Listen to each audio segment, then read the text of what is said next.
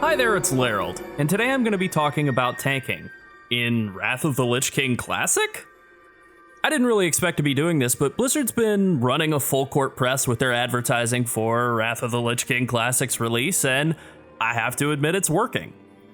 Now, I played Wrath of the Lich King when it came out, I've played WoW since vanilla, and I've been tanking since I started. As the saying goes, how do you know someone's been playing since vanilla? They'll tell you. It's true. My first character was a protection warrior. I played that, a rogue, and a feral druid during vanilla, and I kept playing them along with a mage during TBC.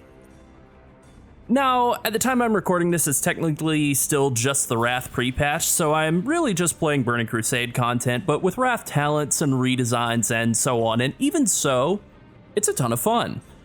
The official expansion launch is coming in just a couple of days, so it'll be out very soon. It'll be Wrath of the Lich King, and the content and the classes will definitely be a lot more fun once we've ventured away from Outland and over to Northrend. Statistically, that probably will be the case for most of you who are watching this video by the time you're watching it, which is great. Northrend rocks.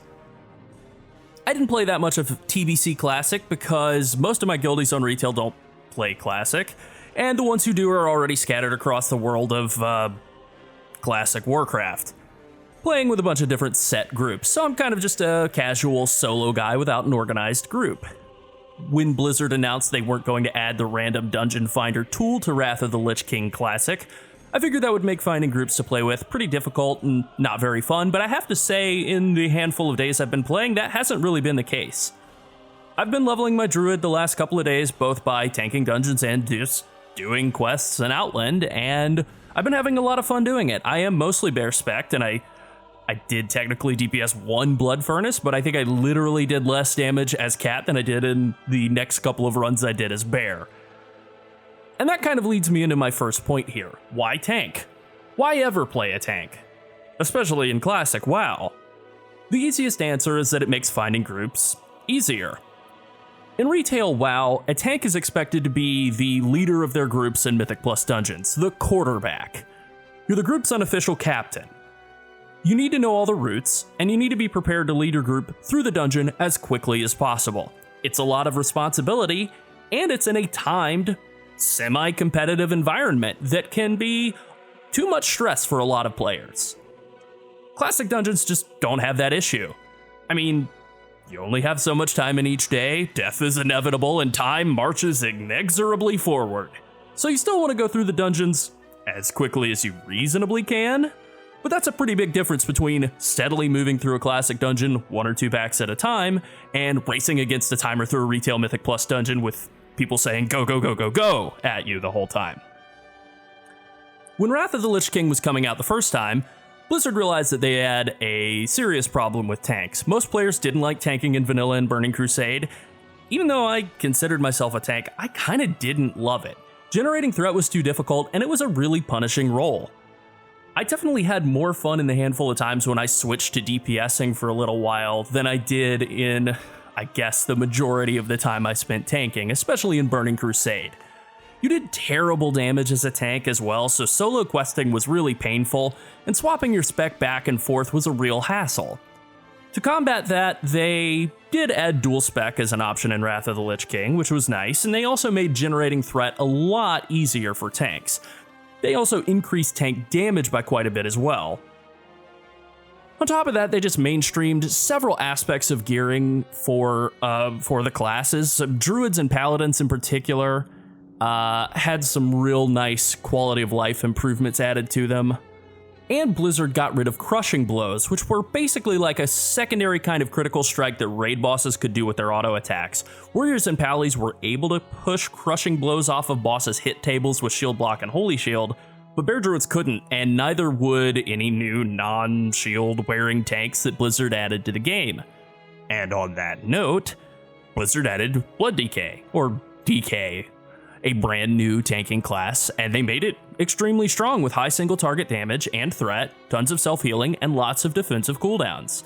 It was intended initially to be able to tank or DPS as any of its 3 specs, and while that was definitely true at the start of the expansion, and it's technically true, But the version of Wrath of the Lich King that Classic is playing on, the final patch of the expansion, very heavily favors Blood as the best tank spec, and makes it so that Blood really isn't a terrific DPS spec either. That's probably the biggest bummer of Wrath of the Lich King Classic to me. I really liked Wrath Blood DPS DK, I thought it was a cool concept, and I liked Frost DK tanking as well. They were both just very cool, and while you can still do them, they're more novelties than real deal specs. I think that's okay. Ultimately, some things are going to be better than other things at specific duties, and that's fine. It's okay, ultimately. Wrath of the Lich King was the expansion where Blizzard finally started making efforts toward modernizing a lot of the aspects of the game that, in retrospect, feel very dated, such as Druids having to wear very specific weapons to get attack power from them in bear form and cat form, or having to use spell power gear to gain threat and damage while playing a protection paladin. Being able to just equip any two-handed weapon as a bear, or just wearing regular strength gear as a paladin helped remove some of the more annoying and unintuitive aspects of gearing without overly simplifying any of the fun aspects of gameplay, and that was something they brought to the game in Wrath.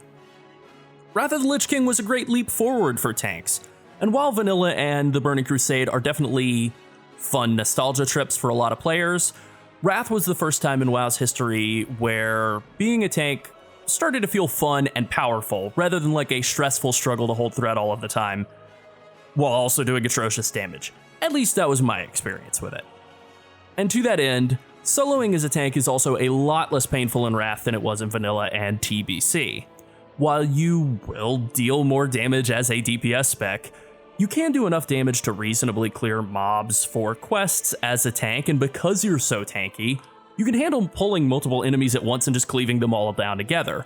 Just to compare, on my Druid while doing kill quests to level in the like 60 to 66 range, I definitely don't feel safe doing more than 2 enemies at a time as cat form, and even then I really just want to fully dot one up, then run away and be out of melee range of it while I'm attacking another one and letting that first one bleed out while it's walking toward me slowly. When I'm playing around as a bear or a prop ally, I can comfortably handle pulling 3, 4, or even 5 enemies at once depending on what cooldowns I have available, and then I can just steadily cleave them all down all at the same time.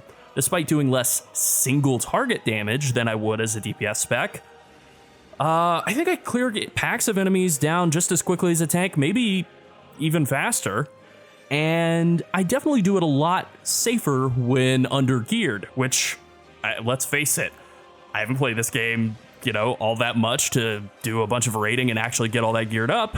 And at the start of a new expansion, everybody's going to be under-geared. So being a tank, it's safe. It's not as fast, but for multi-target stuff, it's close enough. And safety's good. You're going to waste a lot of time if you die and you have to run back. So quick summary just before moving on to which class is best. Why tank? It's fun. It's a lot less painful than it was in Vanilla and TBC, and it helps with finding groups for dungeons a lot more quickly. It's also much safer for clearing packs of enemies in outdoor content, which is pretty much the standard way that you approach quests. Now for the real question of this video, what's the best tank in Wrath of the Lich King?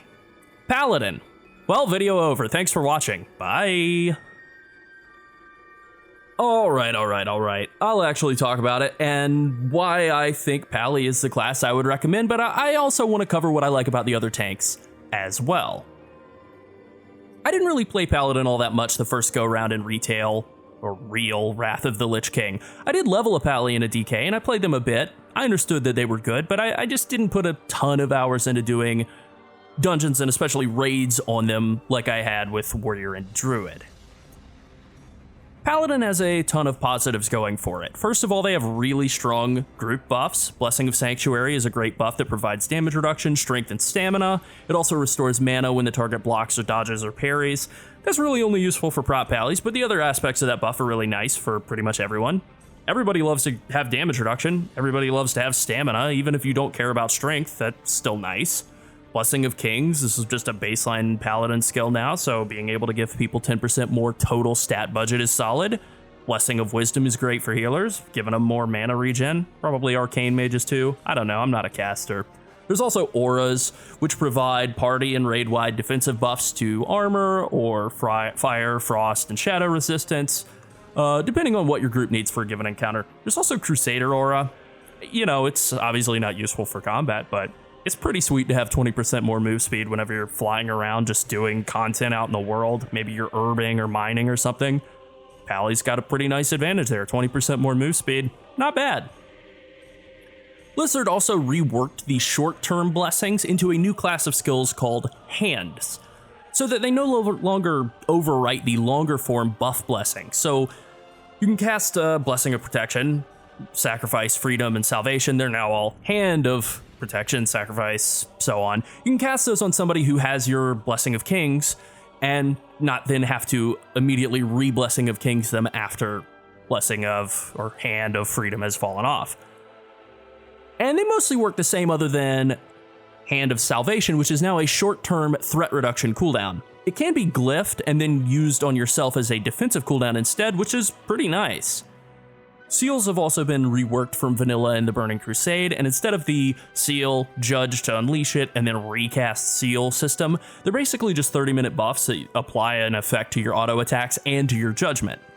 Judgment was also split into 3 different skills, each of which has a separate debuff. Judgment of Wisdom causes attacking or casting spells or whatever on that enemy to restore mana, which is nice for your group. You know, everybody loves to get mana back, I guess. Judgment of Light makes it do that except with healing, and Judgment of Justice prevents enemies from running away. But wait, Paladins aren't just a big bag of group utility, there's so much more. Pally also has really good AoE damage, probably the best of any tank, and pretty good single target damage too. Avenger Shield, Hammer of the Righteous, Consecration, and Holy Wrath all provide Prot Pally with good tools for cleaving down enemies. Seal of Vengeance, Judgment, Hammer of Wrath, and Shield of the Righteous all give you good single target damage output as well. One of the biggest problems plaguing prot pallies in vanilla and TBC, and honestly the reason I never really dabbled in them beyond, leveling one up in the Burning Crusade, was mana management.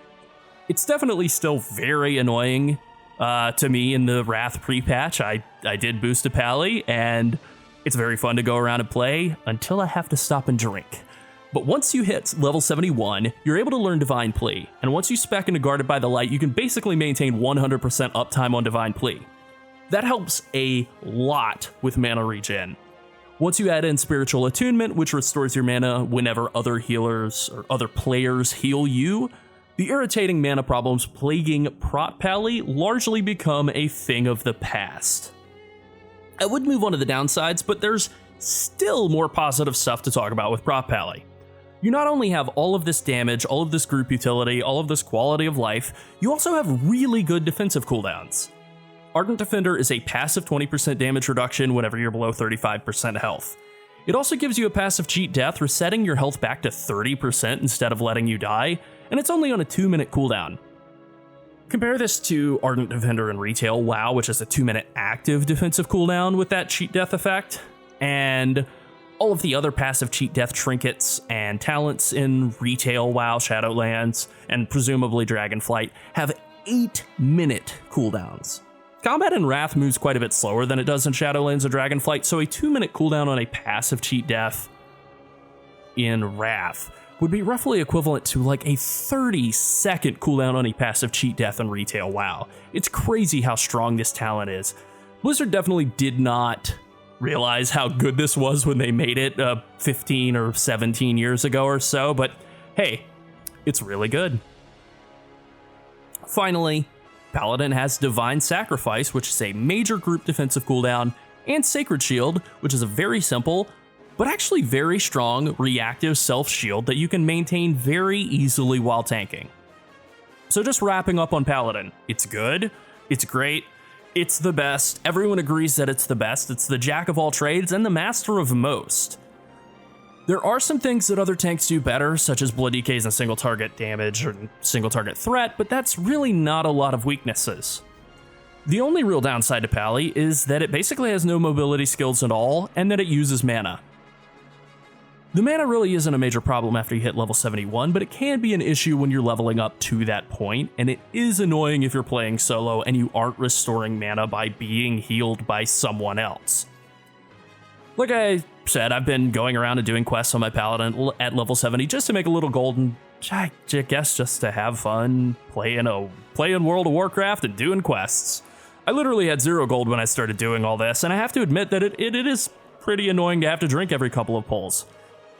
But that being said, I kill stuff very quickly, despite having absolute garbage gear. I'm basically just wearing leveling quest gear, and I blow through mobs pretty quickly. I just have to drink a lot. So Paladin's the best, it's the most popular, and playing one will make you more popular and appealing to other players who are looking to group together. I mean, think about it like this. If you're putting together a group, would you rather pick up someone who's playing the most popular, strongest spec in the game, or someone who's playing the least popular, weakest spec in the game? Who do you think knows more about the game? Do you think the guy who chose to play a spec because it's the flavor of the month is going to do a better job tanking than a guy who chose Druid because his favorite color is orange? I may sound like I'm leaning a certain way here, and I kind of am, but I mean, there's plenty of cases where I could be wrong. I've been playing Protection Warrior very aggressively throughout all of Shadowlands, and it's been pretty weak, but I'm an enthusiast. I will play Paladin and Wrath, but I'll also play other tanks as well. And on that note, let's move to what I think people consider to be the number 2 overall tank, Blood DK. So Death Knight can be played as Frost or even Unholy to tank, but Blood is the preferred spec because it has talents that synergize best with using Death Strike. And Death Strike, as it has continued to be for the 15 or so years that DK has been in the game, is a fantastic self-healing tool. There's really nothing else like it. There are other self-healing and defensive cooldown talents in the Blood tree, and you really should just be playing Blood if you're going to do any sort of serious tanking. Blood also does pretty solid damage, and the single target threat is the best in the game, so having a Blood DK is always good for raids. If being a serious raid tank is your end goal in playing Wrath of the Lich King Classic, more so than just kind of casually doing dungeons and world quests and world content, daily quests, and Blood DK is probably the right choice. If doing world quests is your goal in Classic, well, you're probably going to have to wait about 10 or so years until Classic Legion comes around.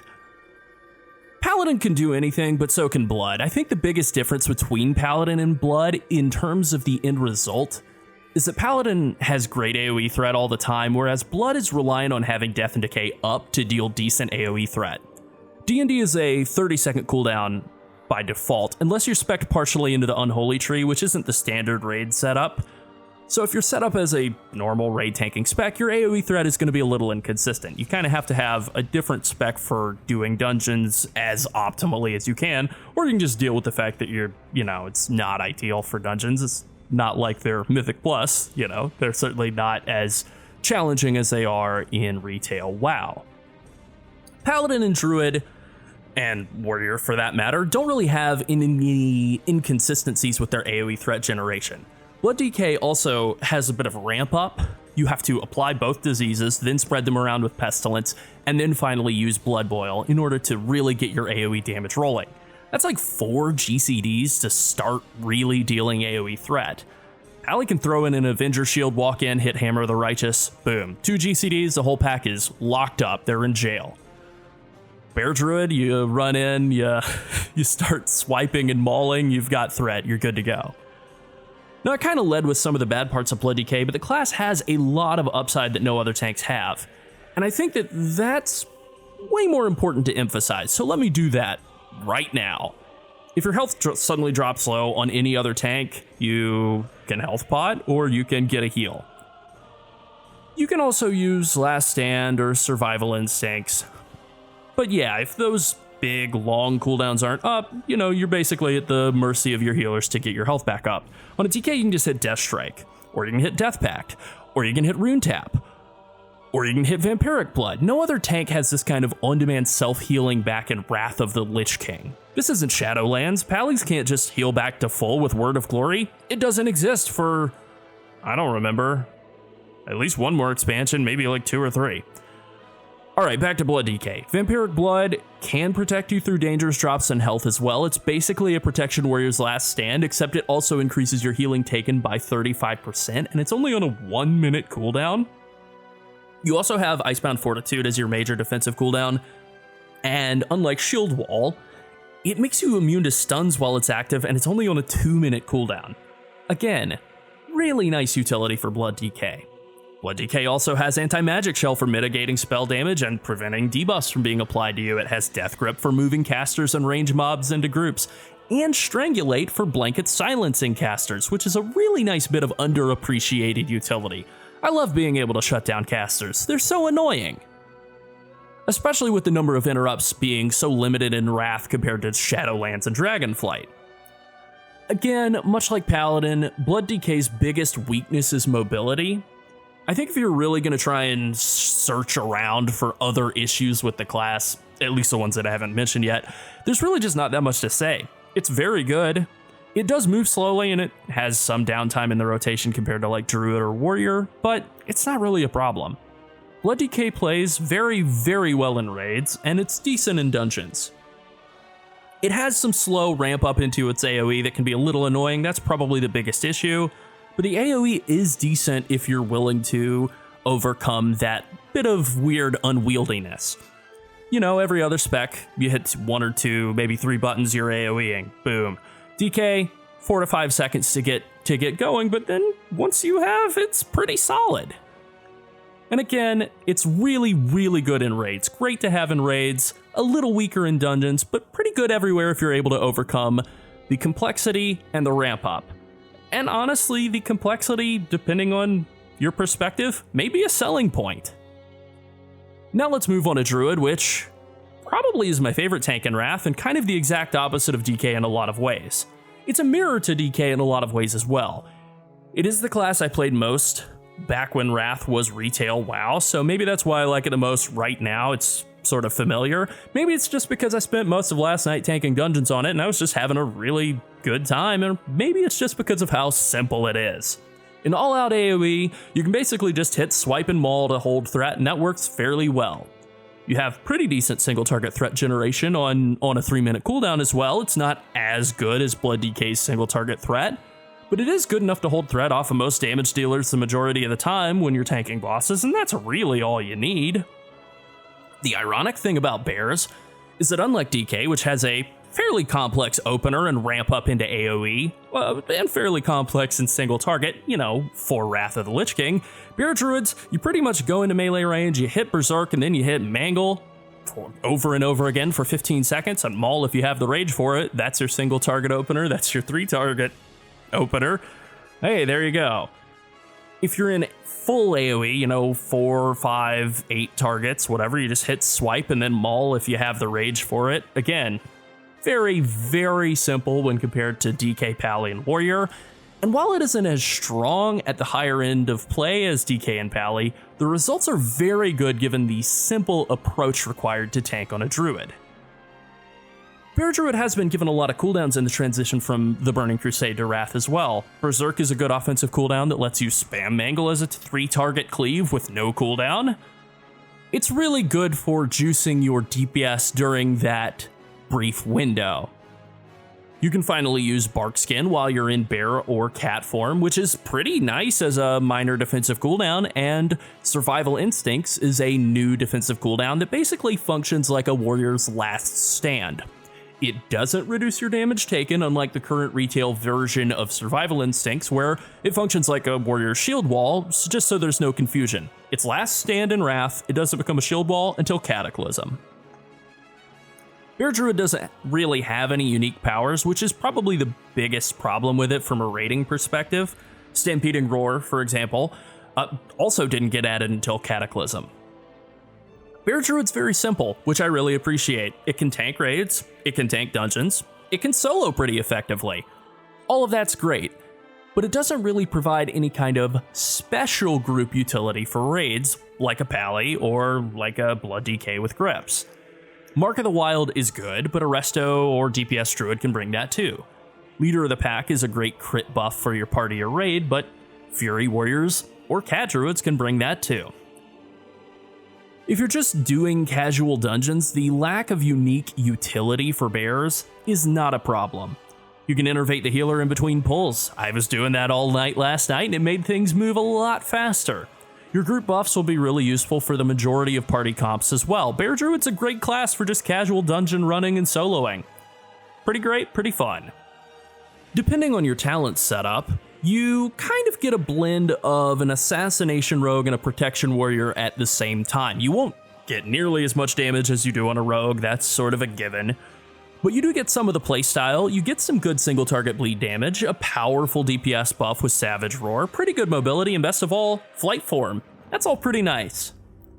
The change to survival of the fittest in Wrath makes Bear Druids naturally uncrittable by bosses, so you won't have to wear any defense gear at all, and that, I would say, is a humongous quality of life boost to the simplicity of gearing up and playing as a druid. I think that if you're looking to be super hardcore, Bear Druid is probably a little bit too much of a jack of all trades and master of none to really be what you're looking for, but if you're just looking to play a bit more casually, tanking dungeons, maybe some raids, but you don't mind off-tanking or even just straight up cat form DPSing some fights, then Bear Druid is a great option. One issue I have with Bear Druid is that all the new stuff it gained in Wrath was in the talent tree.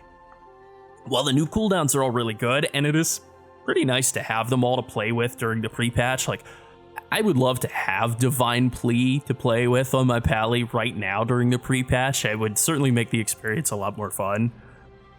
And the buffs to the base rotation from TBC are great. The problem is you don't pick up anything new as you level from 70 to 80. For Bear form, you have Mangle, you have Swipe, Maul's been buffed, Feral Fairy Fire is a useful damage and threat skill now. All great. But the new skills you learn while leveling to 80 are Cat Swipe, which is obviously for cat form, and Savage Roar, which is also only useful in cat form. Cat gets new stuff, and being a cat is part of being a feral druid, but Bear basically stays the same. That's kind of the selling point and the downside, I think. Bear Druid is simple, which is great, but also it's simple, which is bad. It can be a little boring if you're really planning to play a lot of it, but if you're just kind of wanting to casually get your feet wet with doing some tanking, Bear Druid is fantastic. It's definitely less optimal for raids than Blood DK is, and that's fine. Bear Druid's fun, it's easy to play, it's easy to gear, it's versatile, and it does well solo. Now let's talk about my favorite class in the game, my original main, and arguably the worst tank in Wrath of the Lich King, Warrior. I would love to be able to tell you that Prot Warrior is actually great, and you can clear the whole game tanking on one, and it's totally fine, everyone loves them. But that's only half true. It's a class. You can play it. You can definitely clear the whole game tanking on one. Nothing in Wrath of the Lich King is so difficult that you can't tank it on a Prot Warrior. Nothing in Shadowlands or Dragonflight is so difficult that you can't tank it on any class. You 100% can play a Prot Warrior and do everything. But if you're playing with pugs, strangers, and wanting them to invite you to groups, you're probably going to have a harder time finding groups as a non-meta spec than you would on a Paladin, DK, or even a Druid. That doesn't mean it's all bad. If you're just playing casually and occasionally doing dungeons, you probably still won't have much difficulty finding groups, even as a Protection Warrior, the least popular spec among tanks in the game. If you really want to play a DPS warrior, but you're willing to tank from time to time just to make finding groups for dungeons easier, or even 10-man raids or whatever, I think that's a great approach. If you're wanting to be a hardcore Andy, then, Protection Paladin really is the right shield-wearing tank. Despite how much I love Protection Warrior and how much I really don't love ever having to think about mana or rebuffing party members, Warrior's definitely just a numerically weaker class. That being said, there are some real positives to go over, and I want to focus on those because I do think that despite the weaknesses that Prot Warrior has, it's pretty fun to play, and I think a lot of those weaknesses do tend to get overblown a bit. So let's dive in. First off, Protection Warrior is insanely mobile. Thanks to Warbringer, you can use Charge, Intercept, and Intervene all in any stance and in combat, and Intervene removes all slows when you use it. This, along with letting you use Berserker Rage in any stance, means you can basically no longer ever have to stance again, other than to use offensive cooldowns like Recklessness and Shattering Throw at the start of pulls in raids.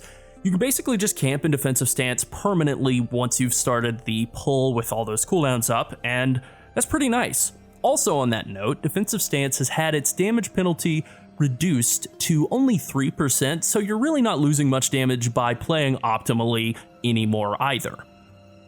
Let's talk about some of the other good stuff. Thanks to Shockwave, Thunderclap, Cleave with Glyph of Cleaving, and Improved Revenge, warriors have really good simple AoE damage.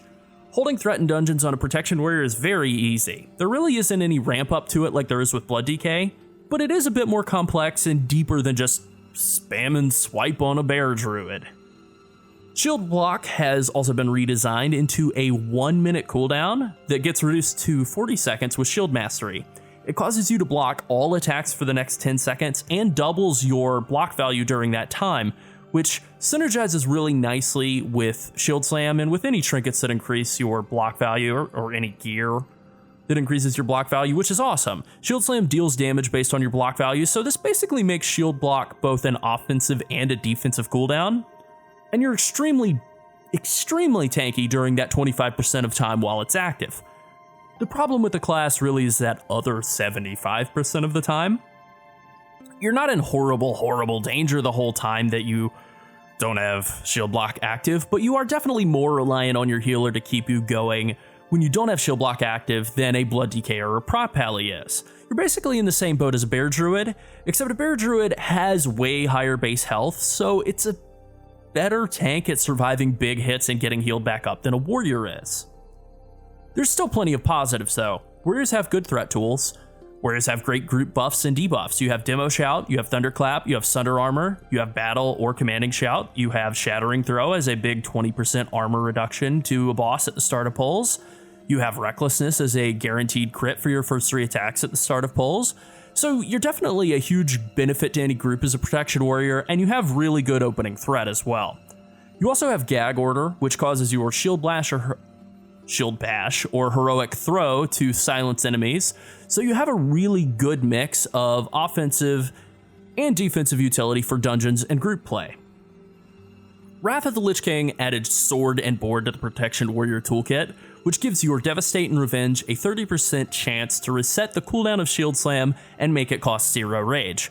This Shield Slam resetting playstyle has continued with Protection Warriors all the way into Shadowlands and even further into Dragonflight, and it's definitely one of my favorite, most iconic aspects of any class in the game. It's a pretty fun playstyle, and even way back in Wrath of the Lich King, I have to admit that it's really awesome. The biggest issue that Protection Warrior has is surviving in raids. That is kind of a big problem to have, but you know what? It's pretty fun to play. It has great AoE threat, and so it's good in dungeons, and at least for me, that's enough. You may not be the best raid tank, and in fact, you're pretty widely agreed to be the worst, but if you're having fun, I think that means you're playing video games correctly. Alright, it's wrap-up time. What's the best tank? Paladin. It's the best for raids, it's the best for dungeons, it's good at soloing. It has tons of utility, it has great cooldowns, it has great group buffs, they do a lot of damage, and the annoying aspects of mana management and the weird spell power gearing are pretty much all gone. That's fantastic. It's a great spec with tons of upsides and very little downside. Blood DK is the brand new class, and it's really good as a raid tank. It does massive single target threat, it has by far the best self-healing. It's basically the only tank that has multiple self-healing tools, and it has 2 self-healing cooldowns, a last stand effect, and Death Strike. It also has Death Grip, so that's pretty cool. It's just way ahead of the rest of the pack in terms of being able to survive without constant attention from the healers. It has a great defensive cooldown toolkit, and really good single target threat. It's awesome. Bear Druid is by far the simplest of the 4 tanks, and it finally has some really nice cooldowns. It's pretty fun and a really good option for people who are playing or casually like myself, but it can be pretty good in raids as a DPS flexing off tank for people who maybe would like to be a little more hardcore, but want to play something more versatile than an all-the-time raid tank type of guy, and don't just want to be overpowered by playing Pally. Finally, Protection Warrior is the bottom of the pack in raids because somebody has to be. It's a fun tank, you can play it, and in dungeons you probably will really enjoy it because it has excellent AoE threat tools and pretty decent cooldowns. For raids it's a little shakier because it doesn't have a big health pool, and it really can't do anything except take spell damage and boss special hits straight to the face. You definitely can do all the content in the game on a warrior, that's not up for debate, but you will be more reliant on healers to carry you in raids than you would be on other classes, which is why pug groups are going to want Pallies and DKs more than prot warriors. That doesn't mean you'll never, ever be able to find a dungeon group or a raid group as a warrior, but you probably will have a little more trouble than you would on a Pally or a DK. So, final recommendation, if you want to be strong, play Pally. If you want to focus on tanking raids, go Blood DK. If you just want to have an easy time playing casually and playing solo, go Bear Druid. And if you like pain, play Prot Warrior. And you know, if you have friends who are willing to put up with your antics and don't mind you sandbagging a little bit just to have some more fun, then definitely play Prot Warrior. Well, I think that about covers it. If you have any questions, leave a comment. I forgot to say like and subscribe earlier on in the video, so I guess I have to say it now. Please do, it would mean a lot. I'll see you in Northrend. Thanks for watching. Bye.